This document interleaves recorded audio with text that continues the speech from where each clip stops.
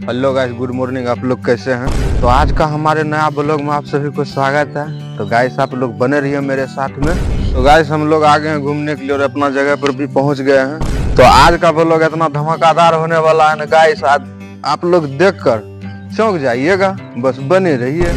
तो गाइस हमारे पीछे जो देख रहे हैं ये सब जो दृश्य देख रहे हैं ये सब क्या है, ऐसा ऐसा दिखाएंगे ना आज, बस बने रहिए।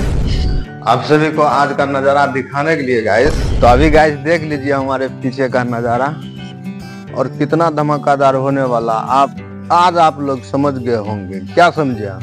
और हम दिखाएंगे।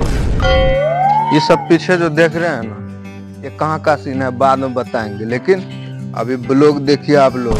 तो गाइस देख रहे हैं और आज इतना एंजॉय आने वाला है। तो गाइस देख रहे हैं हमारे पीछे का दृश्य और अभी हम बता देंगे हम कहाँ आए हैं।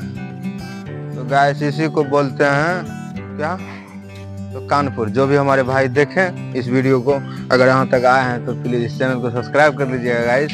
अगर फेसबुक पर देख रहे हैं इसे फॉलो कर लीजिएगा और कमेंट में लिख दीजिएगा क्या, सुपर, मतलब जैसा लगा वैसा ही लिख दीजिएगा।